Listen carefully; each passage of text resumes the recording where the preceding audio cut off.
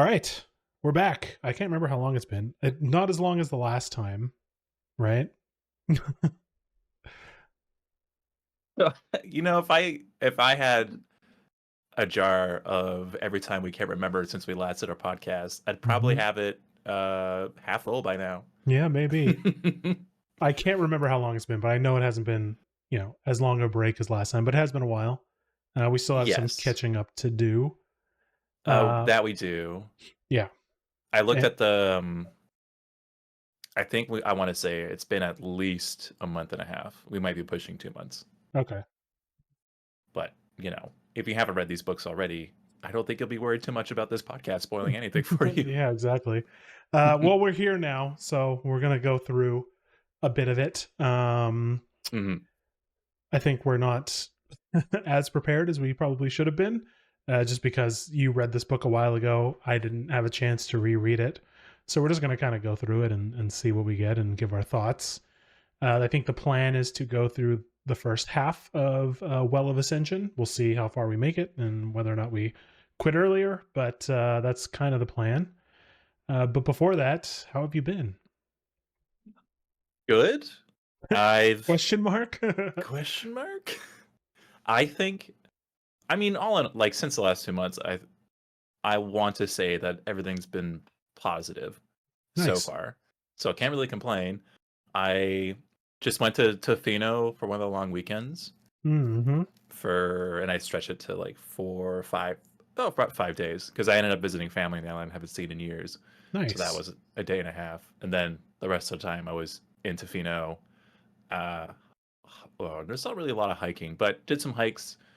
I went to I took this chartered boat to an island that has hot springs, like a national park. Mm, It was so cool. The whole day was just spent out there. And then nice. the next day I just went surfing and gotta say I was scared. I was a little worried. I did windsurfing here in Vancouver for the last 2 years over the summer and abysmal time. I was able to get on the board, but just pulling up the sail and holding on to it and just going forward is so tough. And Mm. if you can do it, listener, bravo. You're so much better than I am. But you should also try surfing because it is such a breeze Oh yeah. compared to windsurfing. Yeah, because I was skeptical. I was like, you know what? I'm just fall in the water a lot. It's gonna get cold. It's end of October, beginning of November, storm season, right? Yeah. I had my wetsuit on. Not a problem. It wasn't freezing. It was actually fine. It was just like tolerable. The And the then wetsuit kind of insulates you a bit, doesn't it? It Yeah. does. Yeah, and I was a little worried that being on the Pacific coast would, I don't know, cause me to be a bit colder than I would be already Hmm. in the harbor here in Vancouver. For But sure. no, not a problem. Nice. And I don't know if it was because I struggled with windsurfing that I just knew how to get on the board, but I think the instructors are pretty amazing with teaching the whole class how to just get yourself propped up, and they just gave us like simple like stepping stones. Right. First you just get on your knees and you just go forward. Literally you just go forward. You just catch the wave, the perfect wave, and you just zoom. I Hmm. was blown away. I think I'm doing this every year now. It's gonna be Nice. my New hobby. destination. You know what? Yeah, I'm gonna say yes. New hobby. I'm going Nice. to give it a. Maybe I'll buy a board next year, but right now I don't have the space to put something like that. Right. Yeah. Maybe somewhere here in this office. Yeah. I'm sure you could like mount it on the wall or something. That would be pretty cool. That would be It's cool. definitely, but I gotta find a spot for it. But you know what? Surfing, highly recommend. Really, really fun. Are surfboards expensive? I have no idea. They can be. You can get used ones on Facebook Marketplace for like $100 tops, Oh, okay. depending on how good a condition they are. But you Right. could you could definitely climb up to like 1,000 if you're looking for Yeah. something serious Yeah. or Like custom most made. hobbies, there's the Mm. enthusiast tier of things. Well, hey, if it's gonna make you happy, I don't see why not. Yeah, for sure. No, I agree. Just be careful. Just know what you're getting into with Hmm. any hobby before you sink in so much money. Yeah, Uh, absolutely. just gotta say that. Just gonna say that. Just put it out there. Yep. Be reading quite a bit of books, and I must say that don't tell Dylan this. I don't think I like Lies of Lamora as much as I thought I would. Yeah, I'm also like, I mean, it's okay, but I don't know if I'm that into it. I think when our book club comes to the end of it, I might suggest not reading the follow up books. It's good, Hmm. but it's I don't know. There's something I don't like about it. I think maybe it's the switching perspectives a lot, like the jump back into time to like give the background of the main characters and then forward in time to give the current events. Not entirely sure. I can't put my finger on it, but yeah, I kind of feel the same way. For me, I think it's just Scott Lynch's writing style that kind It's of different, 100%. puts me off. I Yeah, don't want to say. I think another author that really is a hit and miss for a lot of people is Margaret Atwood, oh and I yeah, kind of want to say it's about the same level of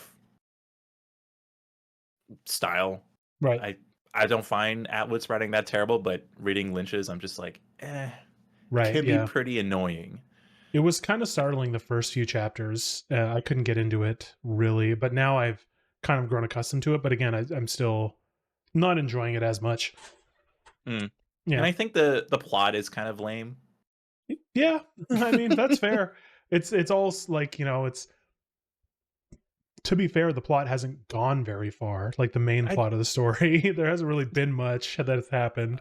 I think the plot for me is like thieves got a thief, Right. and Yeah. look how they do it. Yeah. It's just not exciting, I There's suppose. inklings of other things like the bond mages and they talk about other continents and stuff, but like when do we get to explore that? When do we get to step outside of this city and outside of these sort of small schemes into some grander adventure? Nope, sorry, back into the cellar with you. Yeah, no, at least not yet. Yeah, we'll see. I think we're about halfway through. We're a little over halfway. Yeah. Yeah, So maybe we'll it'll get better in the second half, but yeah, it's hard to say. hard to say, Yeah. but definitely would not want to read the second one after this one. Yeah, no, I think I'm also in the same boat. Nice. Yeah. Speaking of the same boat, how about yours? How's it been? How's my boat?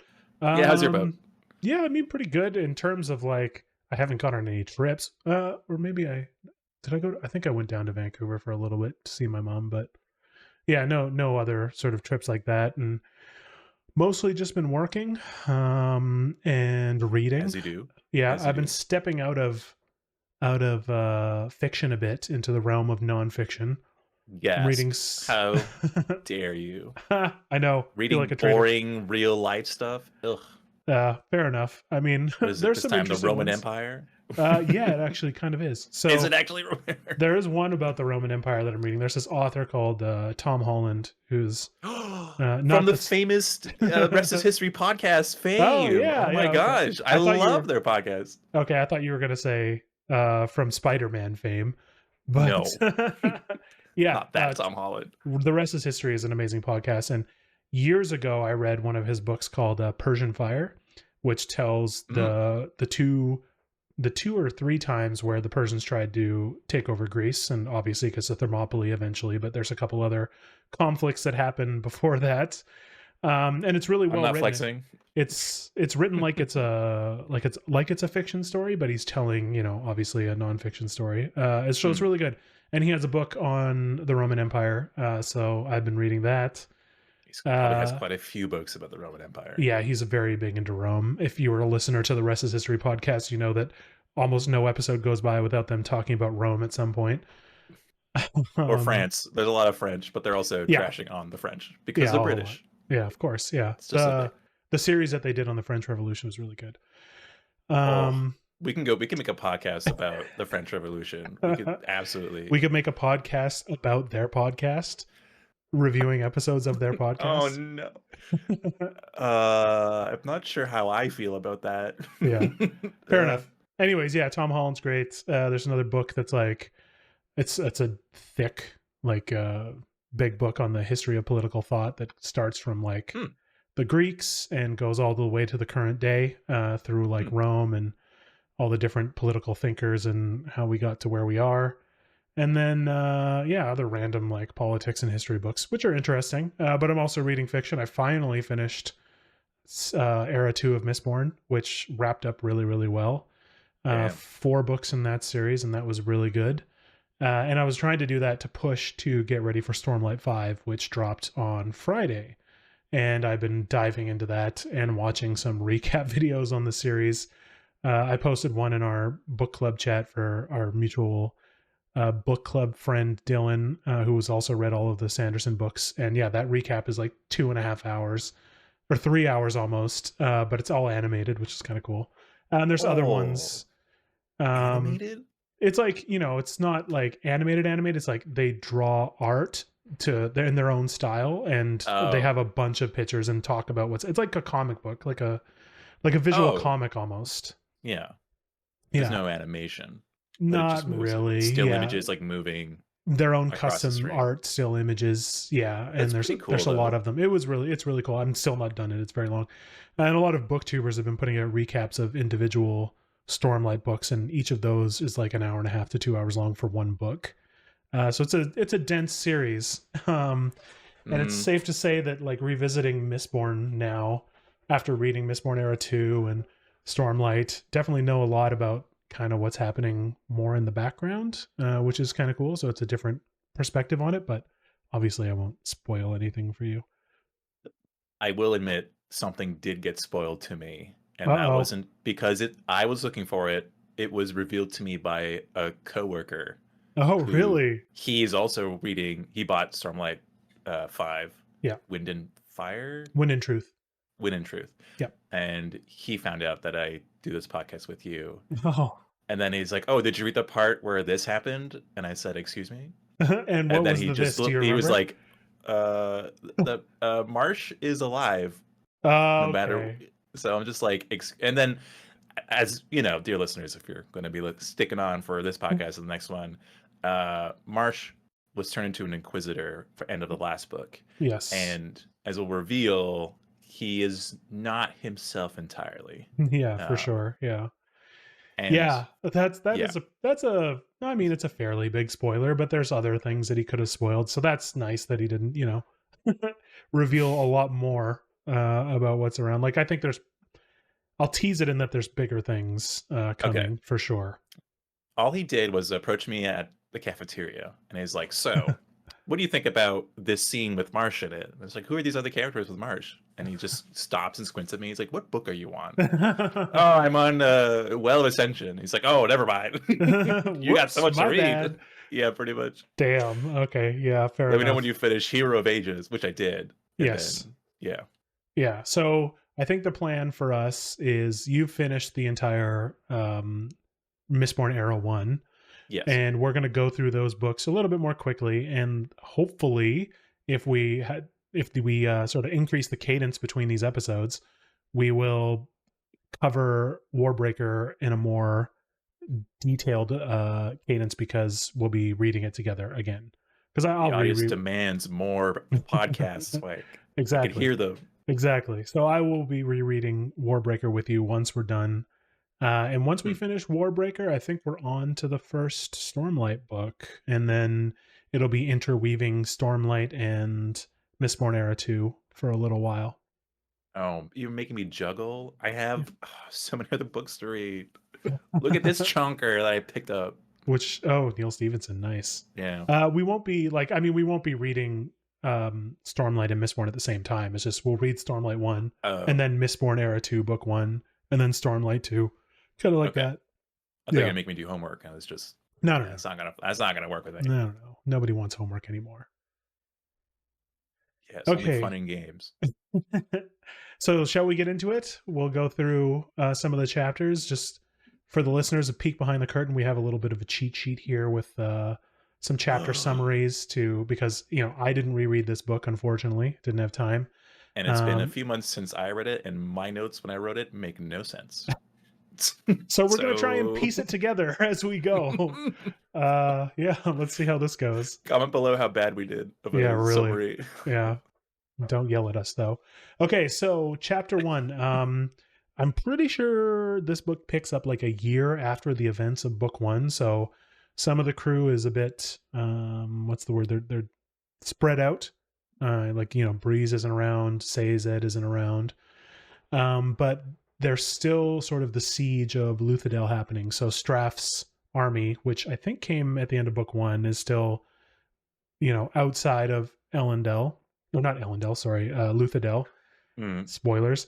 Um, and yeah, there's a new government. What's his name? Elend is the king, and there's sort of like a democracy that happens.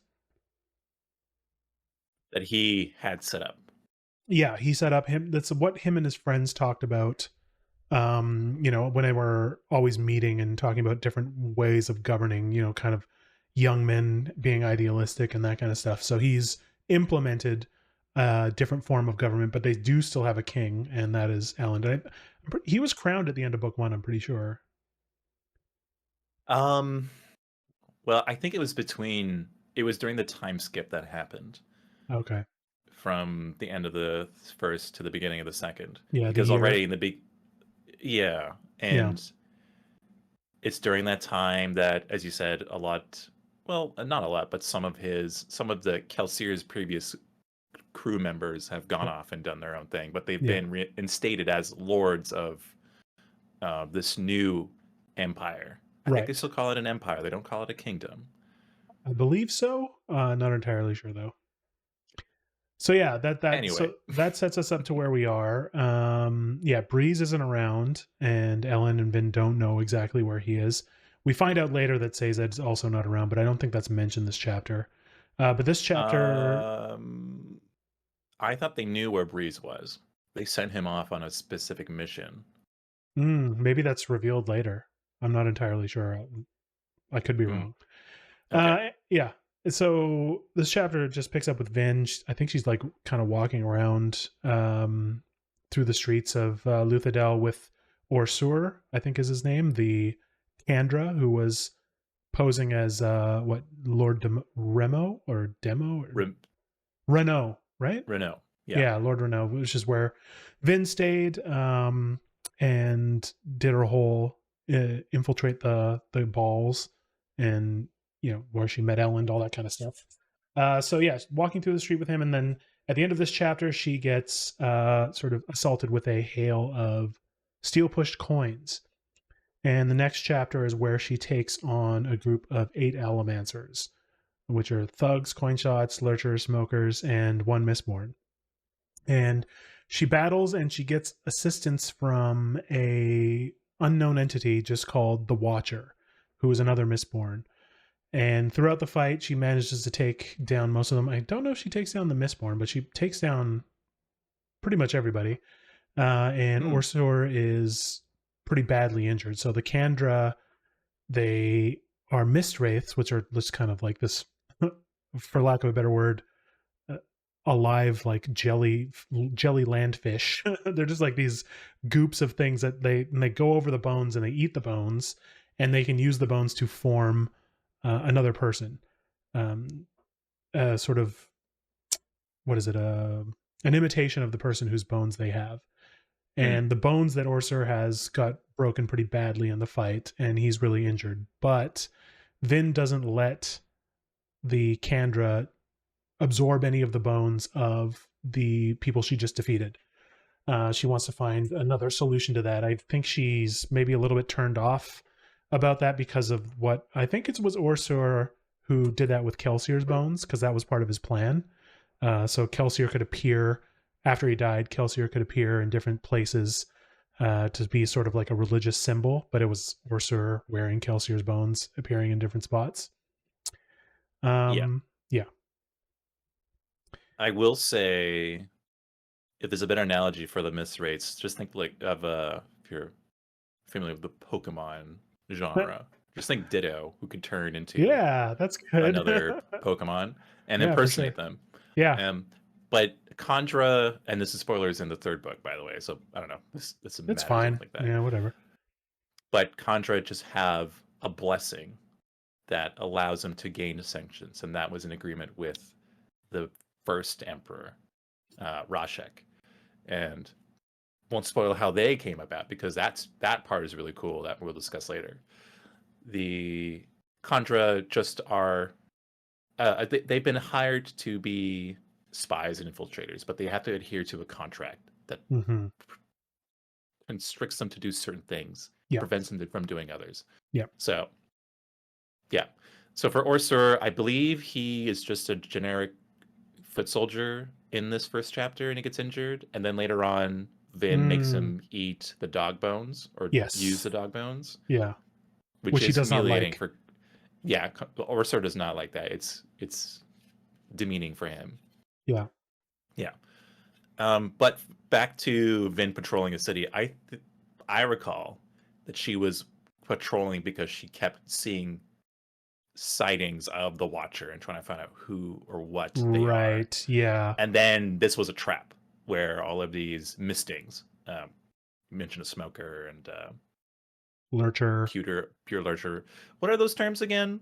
Because it's been a while. They're So mistings. so they can do one element or one I think they alloy. can do one, and yeah, the element and the alloy. I think, and then Mistborn can use it all.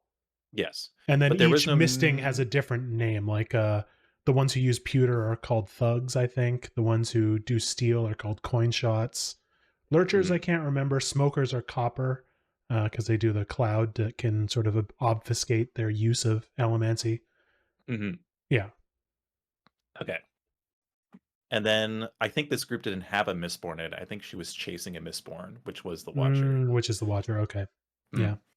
Makes sense. So that's kind of that. And then I think chapter 2 continues chasing the Watcher, but the Watcher escapes the city and then goes straight to Straff's camp. I think that's where Vin was able to detect or determine that. At some point they do realize that the Watcher is part of Straff's camp out there. So Straff has a Mistborn. Yeah, for sure. Yeah. So yeah, next chapter 3. I think it's just, so there's a lot of government stuff in this book, like a lot of voting and parliament, yeah, democracy things. So this is where we kind of get our first taste of it. There's an assembly happening, and Elend's trying to sort of get control of it so they don't take any sort of actions against Straff too aggressively. And I think this is where Vin starts sort of sensing those allomantic pulses out in the distance.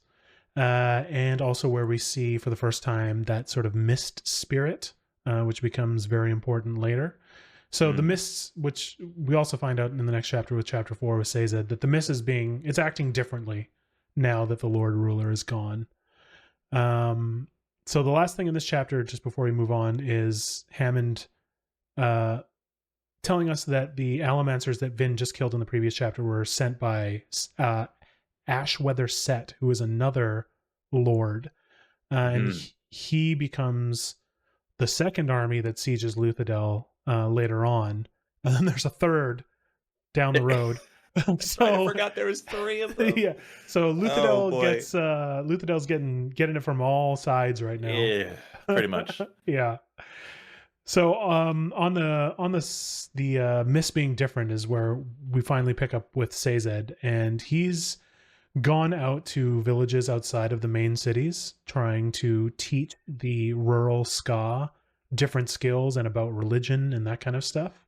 And this is something that he, as his role in the Terracemen, as a Terraceman, but specifically for the Synod that he works for, is that the Synod, once the Lord Ruler has been deposed, it is his and the Synod of the Terrace people, their job to re-educate what was been repressed or lost through that time of the Lord Ruler. And he's finding that a lot of there's so much damage over, was it 1,000 years, that no one really cares about what the Terracemen want to share.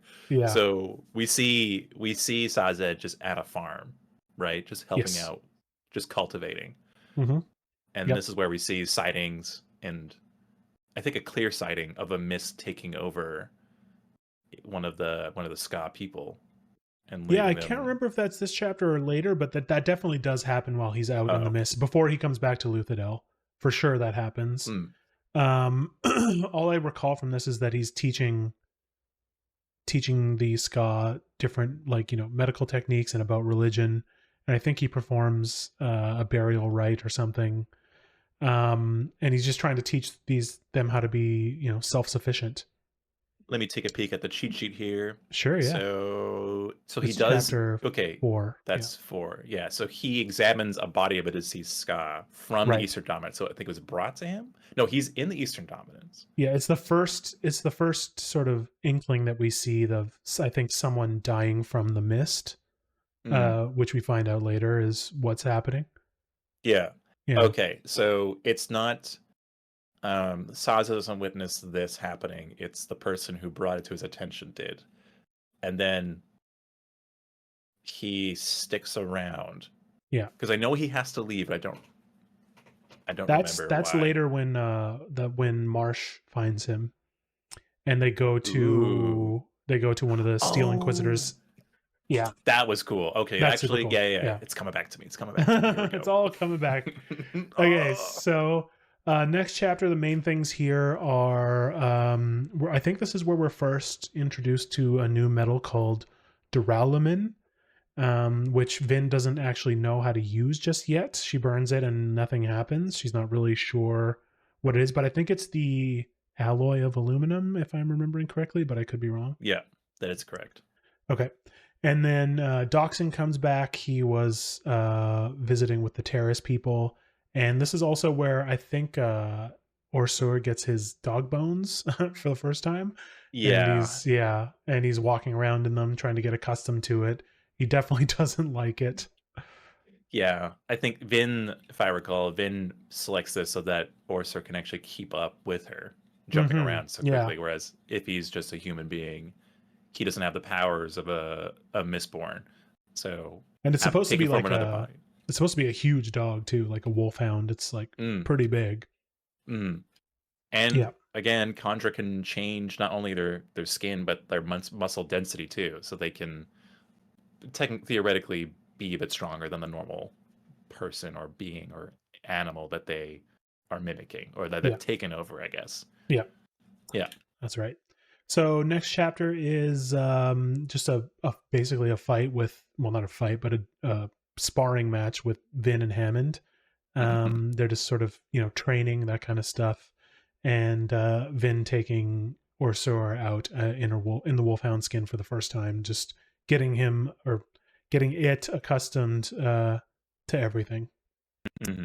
So yeah, this is where the next chapter is where we pick up with Sazed again, and this is where Marsh appears in the village that he's in, having tracked him down, and they want to go to a place called the Conventicle of Saren, which is sort of one of the Steel Ministries strongholds.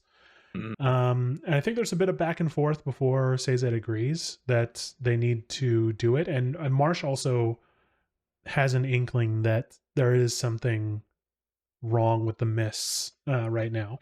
So Seiza does relent and agree, and then they're off to this conventicle of Saren, which is a Hmm. badass sounding name. There's some sweet names of built, like Critic Shaw was a really badass name in the first book.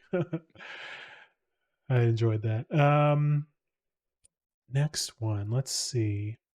So I think we missed a thing with Vin, Okay. where in the previous chapter she was confronted by some followers of the Church of the Survivor. Hmm.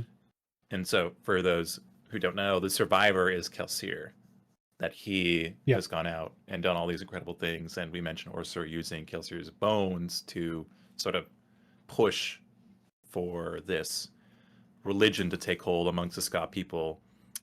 And I don't know if this is the case or not, but Vin is the central figure for this reason because she killed the Lord Ruler. Yeah. And so because she was part of Kelsier's crew, she's kind of the de facto, I wouldn't say prophet, but Successor. symbol, successor to Yeah. this religion. And she's very uncomfortable with the whole thing. And For sure. she knows that Kelsier's no god. He was a great man in her eyes, but they have revered him in such a way that it makes her skin kind of crawl. So there's a lot Right. of those elements coming through.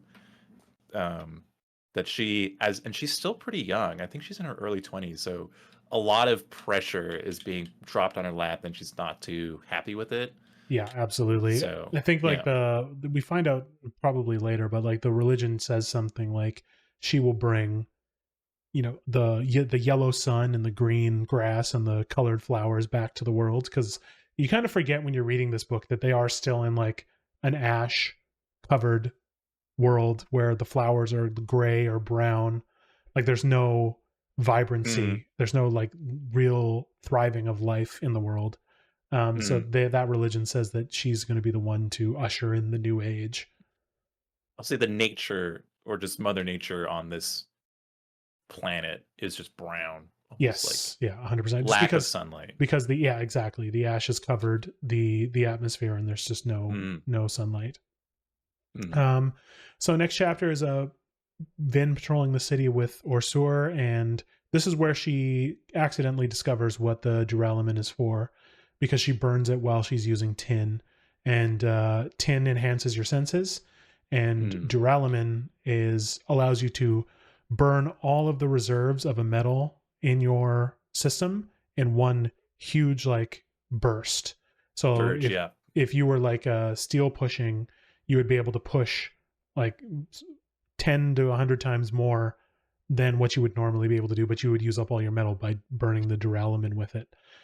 So she does this with tin, which increases your senses, and it becomes a sensory overload for her. She kind of like collapses, and Orsur catches her and also retrieves one of the metal vials that she lost. And this is where uh, she asks if Orsur can carry metals for her, and he opens up his shoulder because he's a Kandra, so he can do that. Opens up a little flesh pocket in his shoulder, and that's where she stores her metal, which is kind of cool. Yeah. It's pretty neat. I think in this chapter 2, the Watcher confronts her because she spots him. Sorry, You're spoilers, it's a right. him. Yeah, yeah, yeah. She spots him and she chases after him, but she kind of slips. Yep. I think after using It Derilinum is. because it That's exactly it. overloads her senses, Yep. trying to find out where he went, which Hmm. direction, and then he comes back around and kind of mocks her, saying like, "Oh, you killed the ruler? Huh. Yeah. Clumsy idiot like you, Are you playing sure? playing around. Yeah, you're sure? Yeah, it's just kind of like taunting her, Yeah. trying to edge her on. Um, and then he just like leaves Yeah. after just making her feel like absolute trash, Yeah, to for say the sure. Yeah, least. he definitely has an interesting perspective on the Mistborn and how they should be a part of society. Mm. So yeah, next chapter is Sazed and Marsh at the Conventicle of Saren. Yeah, I'm trying to remember. Like, I I think it's know. just a lot of. Oh, go ahead. Go ahead. No, no, go ahead.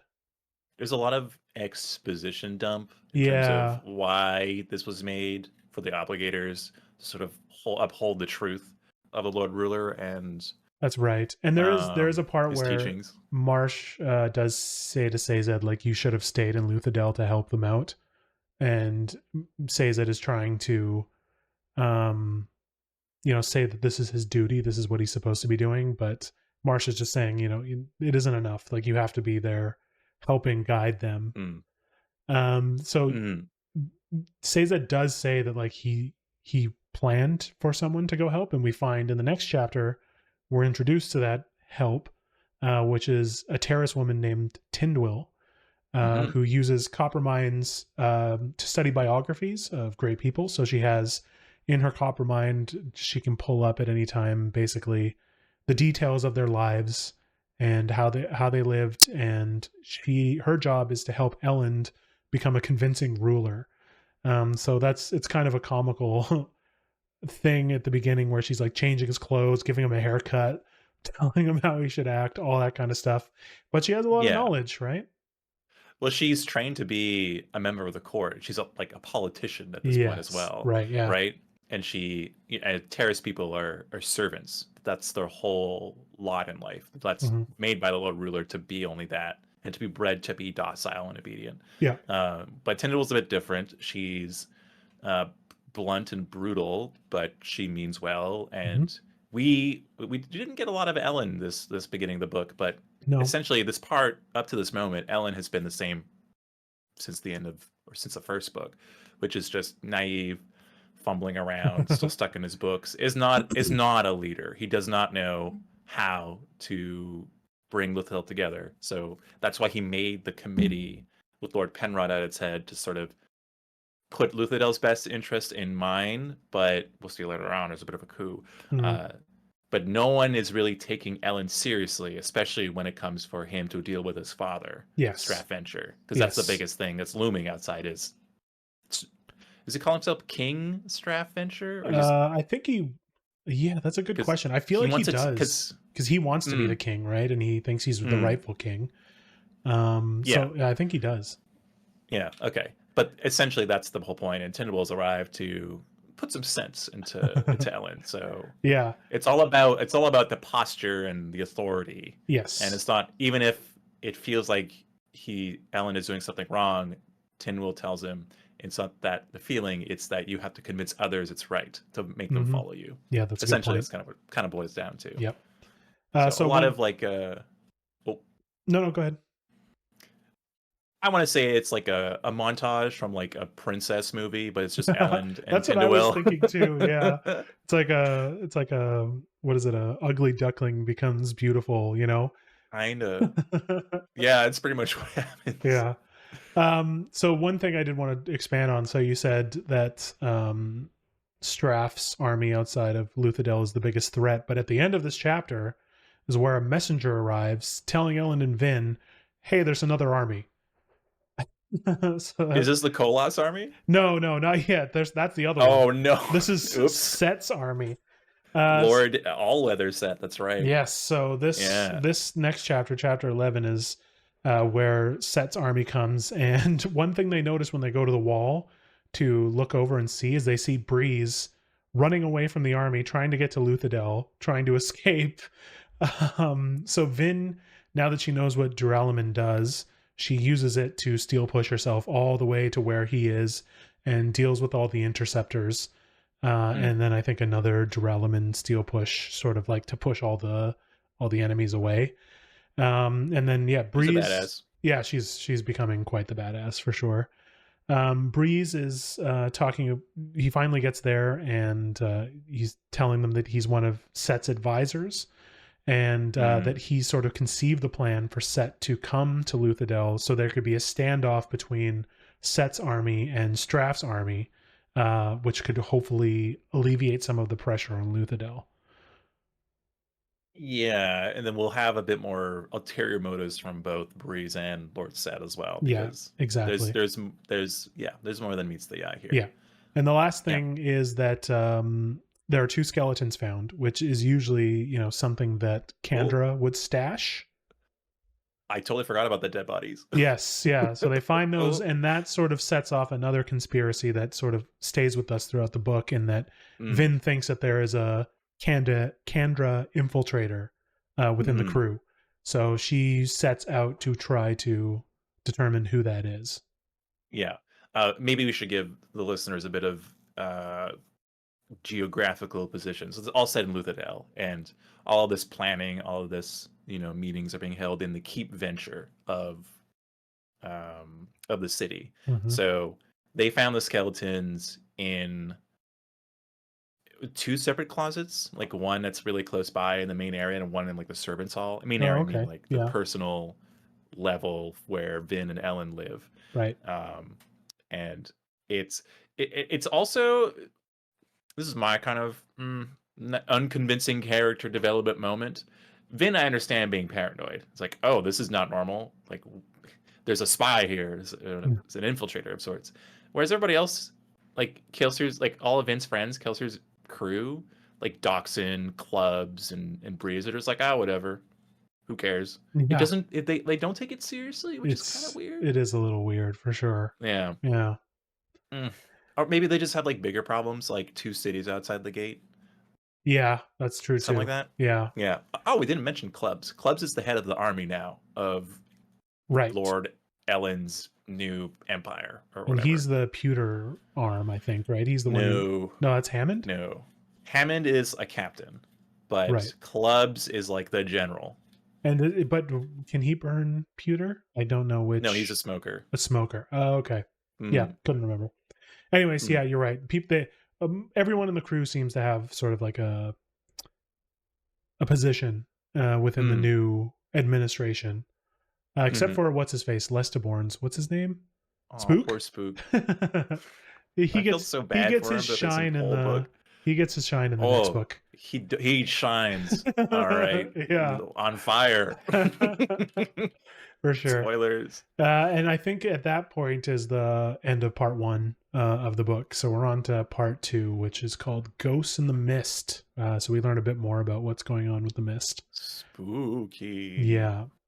Yeah. So this chapter is with Sazed and Marsh, where they're again at the conventicle of Saren. Mm. Um, there is a part where Marsh kind of asks Sazed for privacy, and they go their own ways. And Marsh is going to investigate the Inquisitor's quarters, while Sazed finds a room in the basement. And Mm. in the room in the basement, he finds a engravings on steel, which becomes very important later on. But right now, we don't really know what it means. It's written in a sort of ancient Terrace dialect that he can't translate right away. He would need help to do that. So he takes sort of rubbings of it, like you would put a piece of paper over it and rub it with a piece of lead or whatever. Mm. Like an etching. Yeah, like an etching, exactly. Mm. Um, and both of them agree, I think, after this, if I remember correctly, that it's time for them to go back to Luthadel, because of the engravings that they Yes. found and because of what's going on with the mist. And um, I mean, Marsh says he didn't find anything when he went for privacy, but did he? Did he not? Suspicious. We don't We know. don't, yeah, we as the reader aren't privy to that. We just follow Saza going up to this metal plaque or engraving. Yeah, And what he reads, though, is that he knows it's from the talisman who thought he had found the Hero of Ages Elendi. because he recognized the name, Yes, the Elendi. signature. Yeah, Elendi. Yeah, that's right. And it starts with an apology. It's saying, "I'm sorry that this has come to this," and Elendi is giving like a warning that whoever it's saying like whoever reads this will know that whatever is happening will not be the truth, right. and And it's that, very like vexing for Sazak. He's like, "What is Elendi saying?" yeah, that's very important and good to Mm, note. Yeah. Also, this is what he discovers here is the little blurbs that we get at the beginning of each chapter, mm. which is pretty cool. Yeah. Yeah. Okay. Another good thing I like about the Mistborn series is that the beginning of each chapter is like a little blurb that's a story of itself that Yes. explains and builds upon the world. It's Yeah. so cool. That It's that really well continues done. in Stormlight, FYI, and it's also very cool. Ooh, Yeah. it's like a cherry on top of It this whole is. thing. It's nice, especially Yeah, when it all starts to come together and you read something at the beginning of the chapter and you're like, "Holy shit, I know what that means." yeah. It's a pretty cool feeling. It's such a good payoff. It I think is. Sanderson does it really well. Yeah, absolutely. 100%. Mm, Couldn't agree more. So yeah, now we pick up again with Vin. And oh yeah, this is the chapter where Vin and Ursula are having a talk about basically Kandra society. So the stuff that you were mentioning earlier about the mm, contract, this is where we get an idea as to what the contract is and how it was. Like he doesn't go into too much detail about the Kandra, but we do learn about the contract and that kind of stuff, which is really cool. So, like saying a Kandra isn't allowed to enter human society without it. That has to be like so. Kelsier, when he got Orsur to come and impersonate Renault, he mm. created a contract with Kandra to do that. Like they wouldn't have been able to do that without some sort of formal agreement. That's correct. Yeah. And I don't think they disclosed what payment that was. No, I don't I think think so that either. Yeah. yeah, everything about the contract between the human, the master, and the Kandra is strictly between the two. And if a Kandra breaks a contract, which apparently has never been done before, Yes. they are, I think, banished from Kandra society, and they're essentially banished from every society because they don't know home except their own Right. Kandra home. Yeah. So it's a lot of, and I think maybe more of me like disbelieving a bit more of the characters of this world, but I think Sanderson's hinting that Vin is the only person over this many years to actually care about Kandra society and what that means. Yeah, because Orsur is kind of like shocked that she's even asking, right? Mm. Yeah, that's a good point. Hmm. It's a bit, yeah. I Well, don't know. I wonder if, like, who amongst the society when the Lord Ruler was ruling actually ever interacted with Kandra. I think it would probably just have been, the Lord Ruler, maybe the Inquisitors. I don't like Kelsier doing it. I think is a standout. I don't think many people interacted with the Kandra, but again, Hmm. amongst the Hmm. the Inquisitors and the Steel Ministries and stuff, I would imagine someone would ask something like, "What are you? Where you come from? What are you doing this for?" That kind of stuff. I think my only reasoning is that Kandra contracts are done with elevated houses back when the Lord Ruler was in Uh, alive, okay, so you're that right. Yes, here. Yep, yep. yeah. So like if you're if you're that much part of the elite, you probably don't care what your servant's doing. You're just making them do what you just ask them to do a thing and then you forget about them. Yeah. You're trusting that they do it. So maybe there's that level of disconnect because of that social class dynamic. Oh boy, politics podcast. Um, but yeah, I find it a little strange that Orser is taken aback and says that, "Oh, no one's asked about this." Like I would have assumed that maybe like someone was interested at some point. That's a fair point. Totally fair. So just this is my opinion. It's a Yep. little Hmm. bit of a weird moment, Yeah, makes but sense. whatever. So yeah, the other parts of this chapter is Vin trying to actually finally go after the mist spirit this time. So she's burning bronze to see it. She gets to it and Hmm. steps forward, but it disappears, and she feels sort of a cold arm or a cold pain sort of in her arm, Hmm. and it pierces her. Well, it goes through her body and through her ear, which is important later because it's presumably the ear with the earring, and we find out why that's important much later in the series. I have some thoughts about that. I have not good thoughts, but Okay, stay fair enough. tuned Fair enough. for Uh, Alex rants. in the next episode, or maybe the when we get to book 3, when that happens. Book 3. Yeah, What fair do you enough. mean when that happens? All this promises of reading down the window. Yeah, and that sort of causes her to kind of faint. Like it goes from her arm to her ear to her head, and she kind of faints. Hmm. Then Elend is meeting with sort of the old crew from Kelsier's crew, and they are considering what to do about the armies. And I think they settle on a plan to sabotage the food supplies between the armies Mm. so that they can get sort of like a 3-way stalemate, and then decide what to do from there. And that's the plan that they decide to kind of go forward with. Yeah, and those supply lines are done via the canals. That's right. Yes, good Yeah. point. Yeah, good call So out. they're sending, crews to sabotage and whatnot. Yep. So that there's more pressure to make drastic action. Yep. But it's because of the stalemate right now. They don't want one army does not want to get involved with attacking the city while the other one's just waiting beside it, literally beside it. Right? Hmm. They want to make sure that they wait for the other one to flee or whatever. Yep. Or make So an alliance. that's right. Oops. Spoilers. Next chapter is where we formally get introduced to Tindwyl, and Hmm. she was sent by Sazed, and all the stuff that we said before. The one thing important to note is that Vin immediately doesn't trust her, thinks it's kind of weird that this terrorist woman is showing up out of nowhere saying she's sent by Sazed and gonna take over, and how she speaks to Elend and all that kind of stuff. Hmm. Yeah. She's getting a little overprotective. Yes.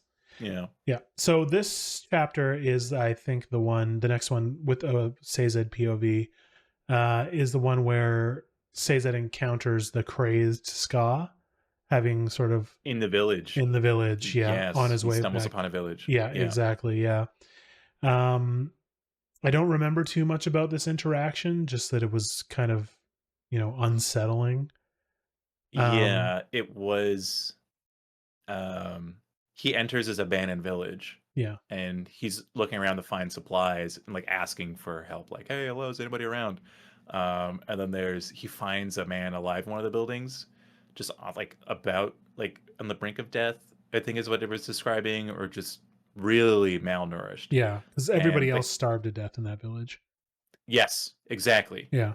because they were all scared to go outside because the mists attacked more Yes. people, is what the man was ranting about. Yeah. And so Sazed is, taken aback by this, and I wouldn't say carnage, but the depressing scene around him. And so he's taken this whole mist thing more seriously. And so he's pushed to be more, or he's pushing himself to get back to Luthadel as fast as possible as a result of that. Yep. So I think the man stays put. Yeah, I think he's like deranged. crazed and deranged. Like I think Seiza tries to take him outside, but I can't remember. I'm pretty sure he ends up going back in. It's not a pretty picture. Yeah. So yeah, next chapter. So Vin realizes in that logbook, Elendi's logbook, that there is some mention of the mist spirit. So she's trying to get answers as to what that is, but there's not really too much in there. So when what is it? I mean, I don't want to get too far ahead, but this has happened before. Okay, I have a question. Sure. Where does she get Elendi's notebook? That's a good question. Yeah. What do you mean that's a good question? I don't know. It's been a while since I've read this. Are you looking at the same summary as me? I remember. Yeah. I remember. No, this was in the first book, because remember she infiltrated Critic Shaw to find out who the Lord Ruler is. Right. And she goes into that little shrine. Yeah. And Elendi's book is like inside on like a pedestal. Right. So the one that Sazed has, I think, is a different. It's like something. I think it's afterwards. I'm not entirely sure, but I don't know if it's the same thing. What Sazed has the metal plaque that Elendi inscribed on. Exactly. Yeah. Because it also had a warning that says write everything in metal. Yeah. Because the words will be misled or something. Yeah, for sure. Yeah. Yeah. Yeah. Whereas I think in Elendi's logbook it's just like it's the one, like you said, it's the one from the original story. Yeah. And it's and we mentioned before, like in the beginning of each chapter is like a little snippet from Elendi. That comes from the logbook. Right. Okay. Yeah. So okay, back to Finn. Yeah, I mean, she doesn't get much from it. Basically, it talks about the deepness, talks a bit about the mist spirit, and the pulsing, but it doesn't give her really much else. And this chapter is also where Tindwyl is doing the makeover on Elend, cutting his hair, giving him a uniform, trying to make him a military king. I like to think it's a scene from Beauty and the Beast where the Beast has to dress up for the dance with Belle. Yes. Yeah, that's right. That's what I picture in my mind.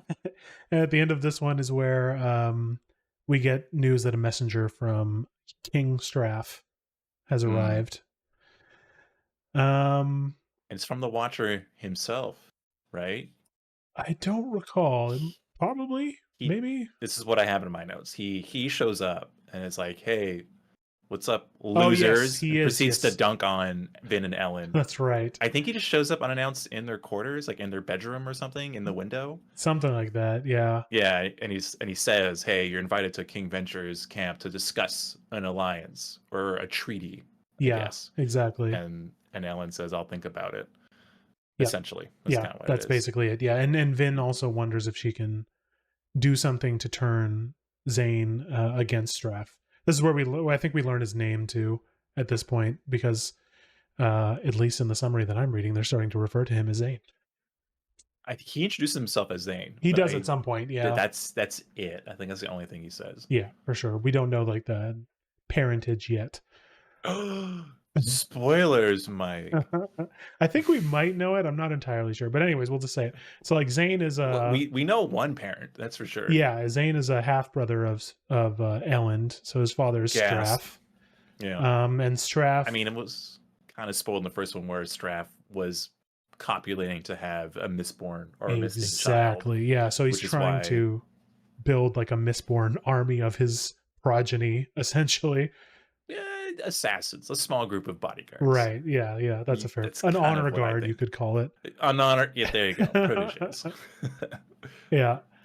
So one chapter here is a POV from Zane where he's watching Elend, and we get sort of in his head, because I think at some point Zane does say that he's crazy, and we kind of get a first person perspective of this, where he's getting voices in his head, like he's watching Elend sort of through a window secretly, Mm. and the voice is saying, "You should kill him.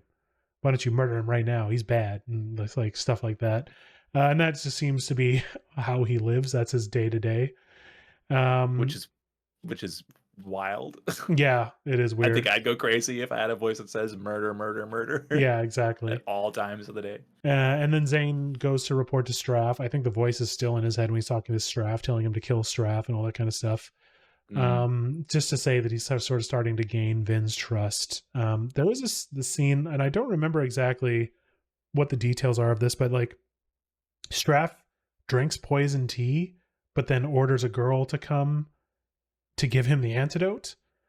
Yeah, so this is also a weird power play by Straff as well, Right. because it's like literally pretty toxic. So what he does is he knows that Zane hates him and is trying to kill him at any chance he has.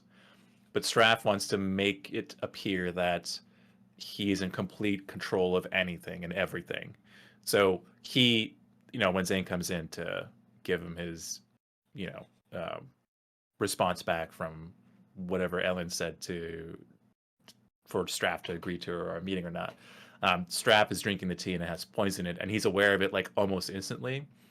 And he's like trying to control himself as much as possible while interacting with Zane, and doesn't want to give him the benefit of the doubt or the satisfaction to know that he's pretty much succumbing to this toxin. And so he orders one of his servants, who's like an herbalist, an apothecary of sorts, who makes the cure for him. Mm-hmm.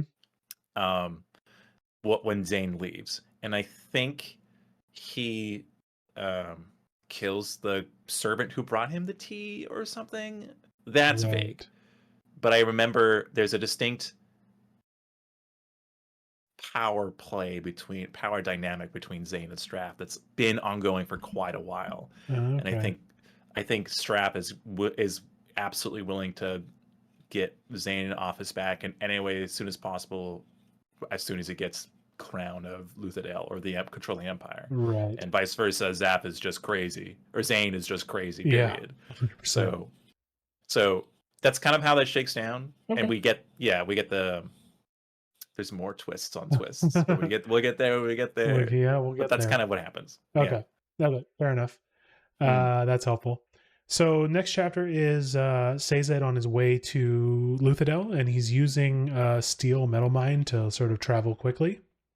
But on his way, he encounters another army that is also on its way to Luthadel. And this is an army, I think this is the first time we get introduced to the Koloss, which are a very interesting subspecies of Scadrial, which is the world that Mistborn takes place on. Mm. So there are these sort of blue monsters who continuously grow from adolescence to adulthood, but their skin doesn't grow. So when they're young, they're small and their skin is very loose. And then as they grow up, they get taller and fill into their skin, but then they keep growing and their skin breaks. And they're just like giant ogre monsters, essentially. And this army of Koloss is led by Jassis Lacal, which is one of Elend's friends from the first book, one of the guys he would do the political discussions with and stuff like that. Mm. They take Sazed hostage and ask for Sazed to become the steward, but Sazed declines. And eventually Jassis lets him go, but he says, "You have to tell Elend, like, we're on our way, we're coming." Yeah, that I'm confused by this whole existence of a third army. If not, I think it's just like here's plot device to move things forward. There is I don't some there is some sort of, reasoning for Jassis doing this, but I can't recall off the top of my head what I that is. I don't remember what it is either. So it must have not I been don't know. memorable. It wasn't. It was just like here's a Koloss army to really make things worse for everybody. It's just Right. like why? Why would you? Let's Why? throw another army in. Let's throw another one in there. And I can't remember why Jastes Last is, yeah, something like that. is doing this Yeah, at all. I can't remember So, either. We'll get there. Well, it'll come back mm, to us. mm, Um, so now we're getting into sort of Elend and the whole group talking about their plan to play Straff against Set. I think they decide to go forward with this plan. I can't remember exactly what the plan is. I think it's going to, like, Ellen's going to try and do something when they meet to parlay, because that's what Straff wants to do. Like, Ellen and Vin are planning to have like a dinner with Straff where they're going to talk about it. So he's going to try and talk Straff into attacking Set and talk Set into attacking Straff. mm. And Vin is still trying to get after the imposter. She thinks it's Breeze, but she eliminates him Almost for immediately. almost immediately. I think at Mm. this point, has Orsor said that, you know, Kandra can't use allomancy, and that's one of the ways that she's trying to weed people out. I can't remember if that has already happened or if that happens later. So, yeah, I It think happens at some point for sure, because that's it what she uses. happens. Okay, if I can go back a few chapters. So remember the topic of Vin asking Orsor about his society. I Well, think it was in that conversation where she wants to know more about Kandra as, creatures that can use allomancy or not, because she is still in her mind seeing those skeletons, literal skeletons in the closet yeah, situation. She wants to know if there's any way that she could pick up on an imposter. And I do believe Orsor either says indirectly that no, they can't use allomancy. yeah. There's And yeah, and she can eliminate Breeze right away because she wants to see if Breeze is using his soothing exactly. ability So she uses on bronze to try whomever. and see if he's Mm, using it, and sees that he is, so eliminates him. Because it is kind of mm, suspect when Breeze just kind of shows up, when Set's army shows up. yeah, and Yeah, to be let in right away, yeah, it's put her on alert, and she's, as we'll see throughout the book, she's like testing every single other person as well. yes, And the last one she does is Ellen, because she doesn't want it to think that it is him yeah, of that course, yeah, got offed off and be replaced. yeah, 100%. So, yeah. And then we have a surprise twist at the end of this chapter, which is Lord Set's daughter showing up Alrain, for asylum. Yeah. the comic relief. Uh, the comic relief, and Breeze going absolutely pale. So Yeah, we're like, "Oh, Breeze, what'd you do?" yeah. Yeah, there's more. There's more there. There's more there. Yeah, 100%. So Mm, yeah, they that all happens in this chapter 21, where mm, Alrain arrives and hugs Breeze, and everyone's surprised. We find out later that they're obviously in a relationship, mm. but at this point they don't really know.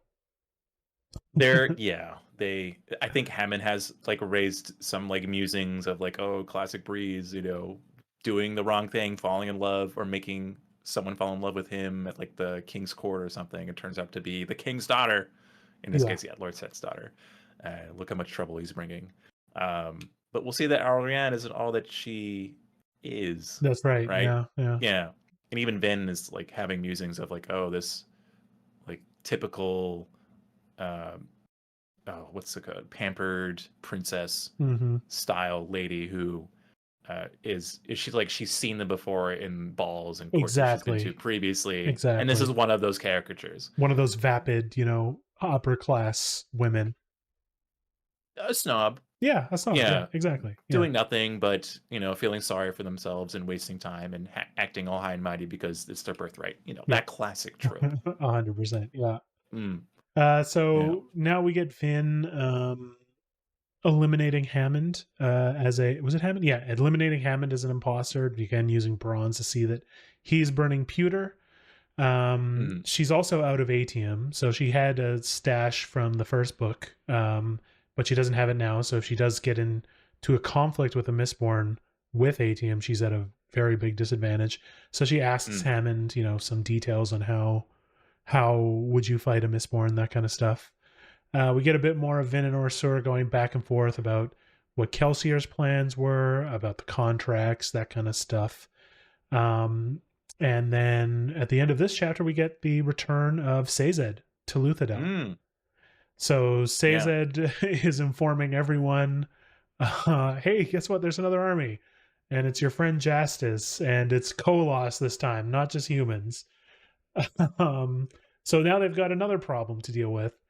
Hmm. And Sazed also finally, or not finally, but encounters Tindwyl here, and they Mm. discuss a few things. I think Tindwyl is also a bit upset at Sazed for coming back because what the Synod has told him to do is to go out there and teach the Mistborn, or the Ska, the tasks and about religion and all that kind of stuff.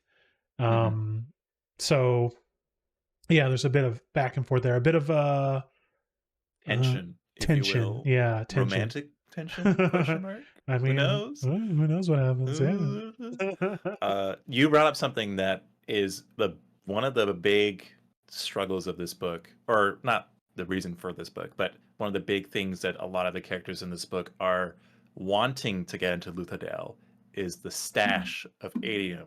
Yes. Yeah. Yeah. That's the biggest thing. There's supposed to And be a stash of atium that the Lord Ruler kept in the city. Yeah.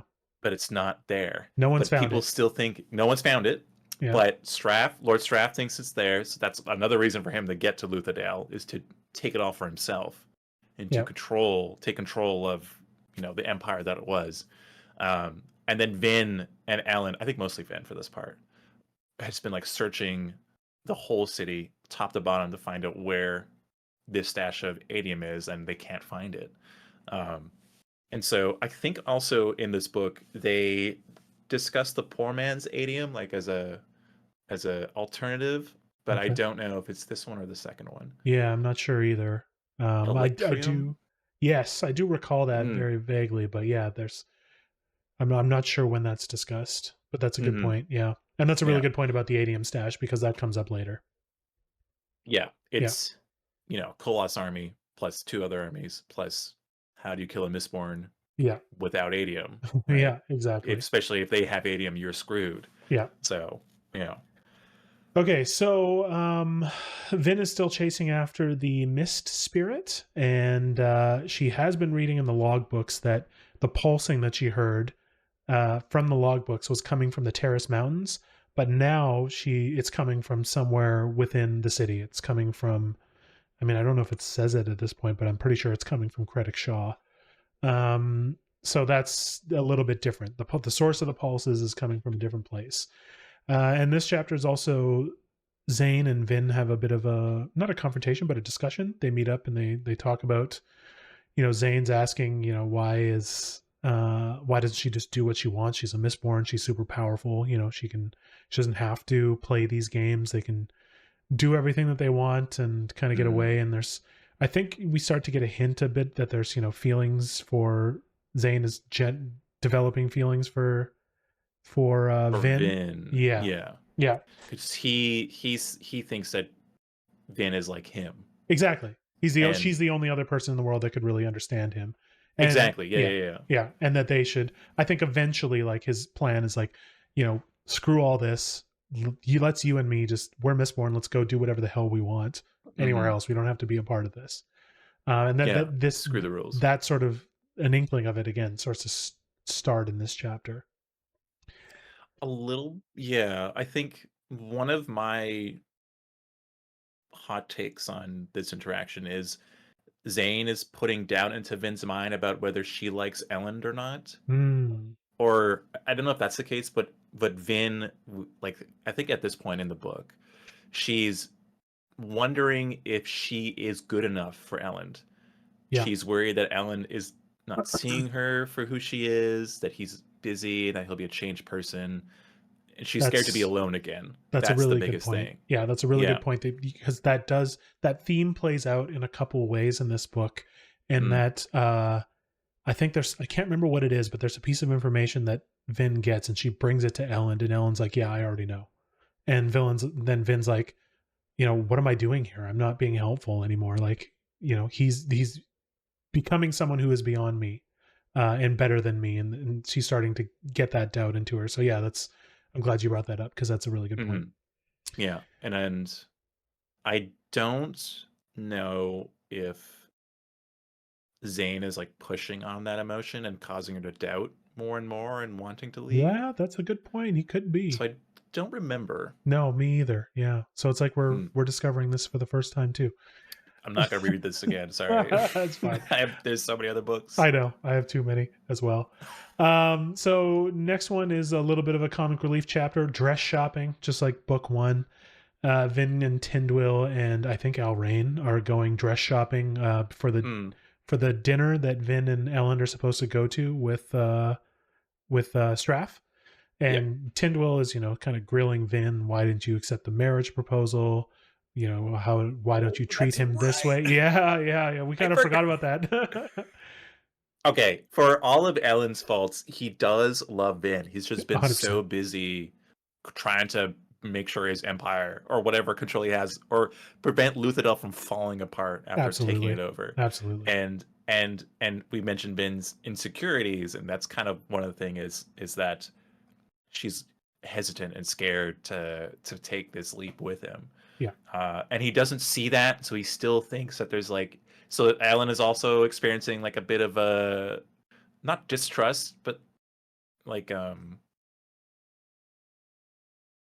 distance between the two. It Hmm. just keeps like building and building. So Yep. relationship advice, communication is important. Yeah, absolutely. Just It's saying, a whether you're pretty big one. superhuman or not. Yeah, for You're sure. So we do get another yeah. encounter with some of the members of the Church of the Survivor in this one, and Hmm. Tindwyl actually has some good advice here, where she encourages Vin to talk to them. So she does, and it kind of goes over well, but it gets interrupted because there are drums beating because the city is being invaded. Uh, no one's really prepared for it, but Straff has decided to test the defenses of Luthadel. It's not a real attack, so there's a bit of a skirmish, but it's more again Hmm. like a test, and the forces quickly peel off. But it's definitely an interruption to the fun day of dress shopping. Oh no, dress shopping arc Yeah, ruined. too bad. Darn. So we finally get to the Merc. dinner with Vin and Elend and Straff, the parlay as they call it. So Elend's offering an alliance to fight off Set. I don't think Straff definitely doesn't take it. Like he's not up for that kind of thing. And Hmm. this is like you mentioned earlier. This is where Straff is asking about the atium cache because everyone knows how important that is and how valuable everything is. And they're still having the conversation, and I think this chapter ends with like Straff asking to speak to Elend alone, and everyone kind of clears the room. If I remember, the next chapter is so just sort of skipping ahead is where they're talking, and Vin uses duralumin with the emotional allomancy on Straff. If I remember correctly, do you remember when that happened? Yes, she. I don't Well, know she if that's pushes. this chapter though, but I feel like it is. Like she does play on his emotions She to make does. him. Uh, uh, uh, he to make him make a mistake or admit to something. Yeah, I. I. Oh, this is where it fails me. yeah, for But sure.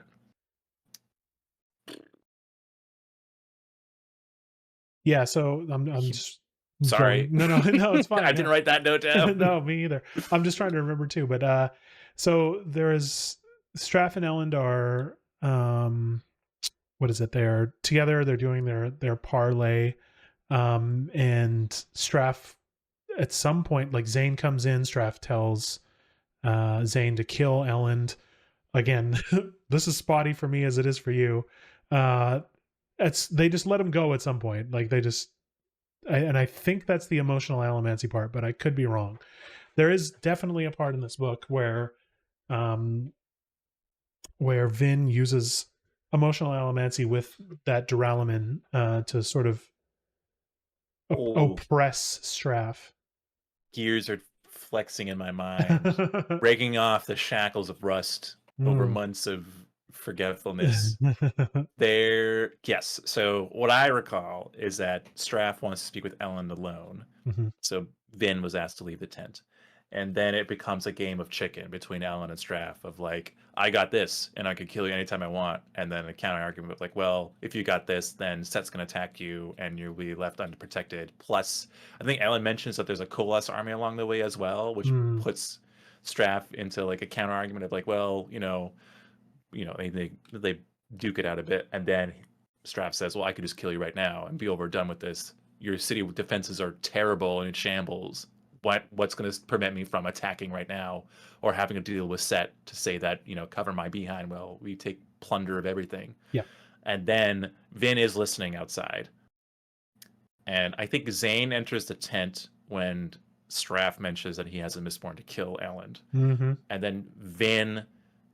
I think it's a combination of Elend not succumbing to fear and just standing up to his father, and then Vin like picks up on that cue and then pushes um Yeah. her, what's it, allomancy? What's the one for The emotion? emotional element. See, I can't remember which one it is right now.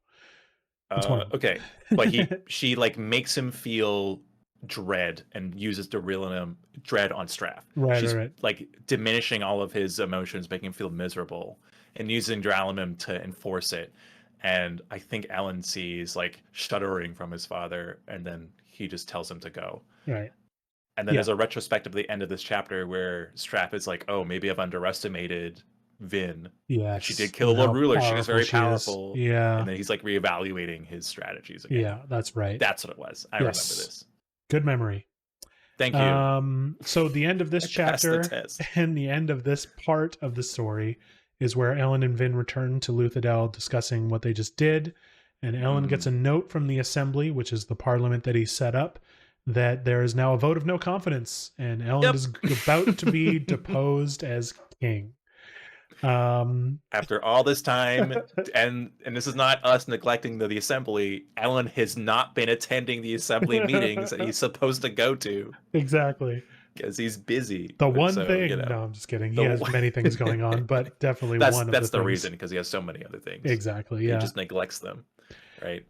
So that is the end of Ugh. part 2. Part 3 is called King, but I think we'll cut it off there and pick up with part 3 and the rest of the book next time. But yeah, we covered a lot. I mean, I know you've already read the book, so it might be a little, your assessment might be a little embellished, but feelings on the story so far? I still think the second one is weaker than the third one. That's my takeaway too. I mean, I think that's a lot of people's. They don't like a lot of the sort of politicking and that kind of stuff. It's not as much of a fantasy adventure. There's more behind the scenes and talking and espionage, that kind of stuff. I remember that being my takeaway when I read this book too. Counter argument: there is quite a bit of politicking in the third book, and they do go into a lot of like revolutionary aspects and disorderly public conduct and oppression in that one. I think what holds back the second one more is a lack of more mystery to uncover. It just feels like it's been put on the wayside, and it's just focused more on Luthadel's problems instead of just being yeah. That is one nice thing about the third book, in that you're right, there is politicking, but they're also politicking like kind of across the world. Like it's not There's all that just too. in Luthadel. It's sort of exploring things that are happening in the wider world, and you're also getting exposed to more of the sort of Cosmere aspect in book 3. Like it's expanding more on that and sort of the gods and that kind of stuff. So yeah, It touches on it. It only talks about 2 deities, which at the end of this chat or end of this book we could talk about because it does get mentioned. But I think another thing that I didn't like, and maybe it's just like I wouldn't call it like romance novel, but the interaction between Vin and Ellen going back and forth of, does he like me? Does she like me? Doesn't she? I think that dragged on a bit too long. Yeah. And then how that was resolved was like, okay, what's the point of this whole kerfuffle anyway? When they said, let's trust each other, and then that's it. Spoilers. That's what they literally say. Let's trust each other. Yeah. So, yeah, I know there's some things like that for sure. But yeah, I mean, I still think it's one of my favorite trilogies. it's very good. I really love the way that it wraps up, but we'll be getting there eventually. So next episode we should be covering the rest of this book. Then we're In on to 2 book months. them. Not 2 months sooner, though. There is a holiday Well, break for us because we have Christmas and stuff coming up. we Um, don't want to make another one before Christmas, like a Christmas present, a gift. we can try for sure. We'll Well, figure it out behind the scenes. We we'll don't need figure it to out. subject the listeners to this. But yeah, we'll get to the end of this book, and then we'll start to cover probably in 2 episodes book 3, and finally wrap that up. And then we're on to Warbreaker, which should Oh be boy. an interesting read for both of us. I mean, I've read it, but I'm actually kind of looking forward to rereading it. I will say when we do get to Warbreaker, not when you read the book, but there are a lot of wider Cosmere implications from that book, which Gasp. is pretty fun. Okay. All right. Cool. And that would be another one for the books, would you say? I was trying to give you a segue to it. We got I there. totally forgot that was our thing. It's been a while. We got there. Don't worry. Well, the gears are still rusty, but That's right. they still move. They Yeah, still we'll move. get there. We'll get there. All right. See ya. See you, gang.